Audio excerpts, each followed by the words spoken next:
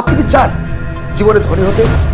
শুধুমাত্র প্রচুর টাকার মালিকের কথা বলছি না, সম্মান, আত্মসম্মান, রেসপেক্ট যেটা আমরা বলি, আমাদের এই পরিবেশে আপনার নিজের একটা ব্র্যান্ড তৈরি হবে। তাহলে আজকের এই ভিডিওটা আপনার জন্য।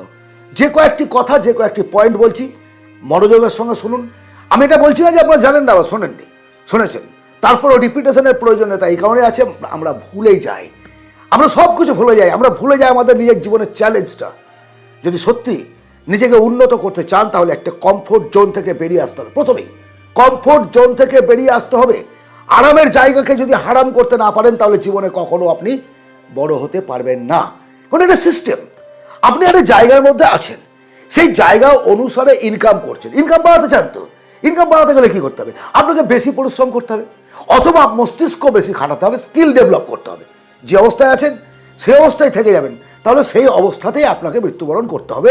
একদিন সময় আসবে, বলো হরি হরি বল বলে চলে যাবেন, বাস 10-12টা লোক 15টা লোক শ্মশানে যাবে, কাঁদবে, হাই হাই করবে, কেউ আনন্দ করবে, সালা গেছে ভালো হয়েছে। সেটা না চাইলে আজ এই মুহূর্ত থেকে আপনি যে জোনের মধ্যে আছেন, আরামের জায়গায় আছেন, সেই জায়গা থেকে কষ্টের জায়গায় আসতে শিখুন।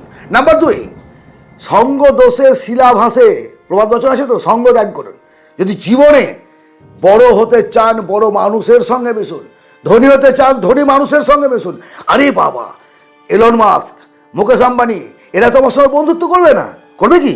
তারা প্রকৃতপক্ষে ধনী মানুষ। তাহলে আমরা মধ্যবিত্ত মানুষেরা, নিম্ন মধ্যবিত্ত মানুষেরা, গরিব মানুষেরা তেমন বন্ধু পাবো কি করে?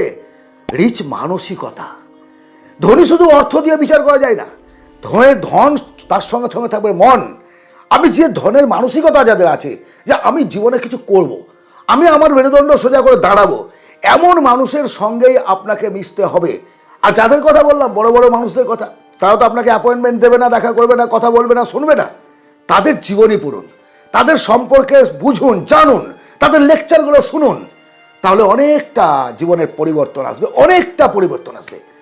যদি সত্যিকারের অর্থ কামাতে চান তাহলে আজ এই মুহূর্ত থেকে অপচয় বন্ধ করুন।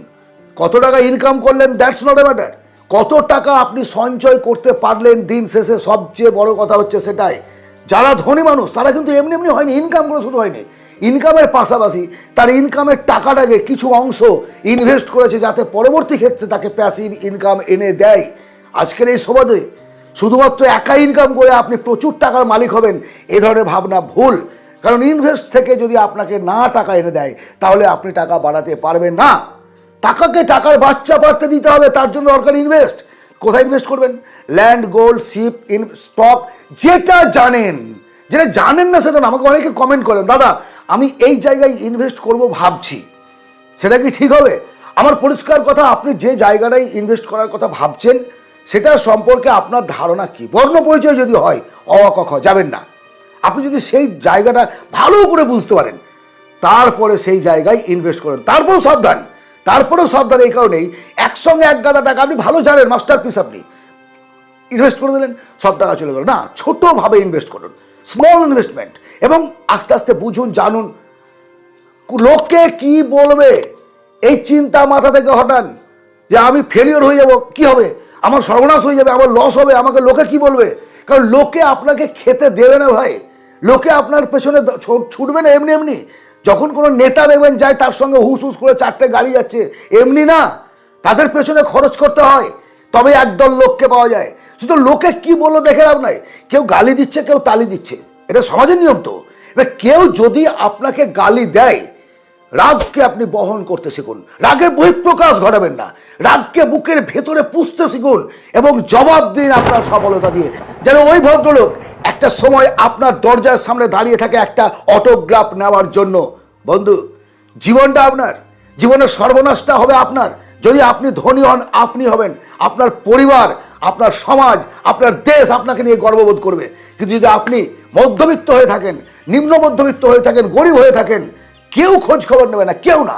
এই সমাজে অর্থের মূল্য প্রচুর, যে যাই বলুক না কেন, অর্থ কী হবে, অমুক কী হবে, এই কবে, এসব বড় বড় ডায়লগ ফিলোসফিতে হয়, কিন্তু বাস্তব জীবনে টাকা নেই যার, কেউ নেই তার, আপনার ফোন ধরবে না আপনার প্রিয়জন, আপনার বন্ধু বান্ধব। আর এবার ফোন করে দেখবেন 10,000 টাকা চাওয়ার আগেই মুখ বন্ধ করে দেবে, আপনার টাকা চাওয়ার আগেই মুখ বন্ধ করে দেবে।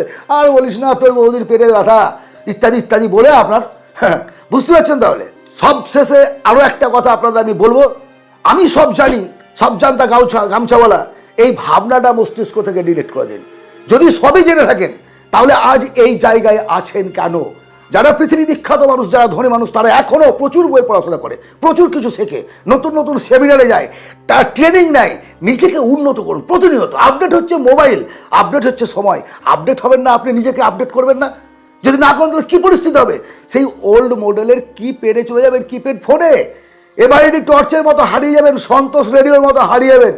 যদি নিজের ব্র্যান্ড তৈরি করতে চান, নিজেকে আপডেট করুন। আজ এই পর্যন্তই। আজকের আলোচনা আপনার জীবন পরিবর্তনে যদি ভাই কোনো কাজে লাগে, অবশ্যই একটা লাইক করবেন, সাবস্ক্রাইব করবেন এবং শেয়ার করুন বন্ধু বান্ধবদের মধ্যে। কারণ প্রত্যেকের উন্নতি হবে, তবেই হবে দেশের উন্নতি। ভালো থাকবেন, দেখা হবে অন্য ভিডিওতে। ধন্যবাদ।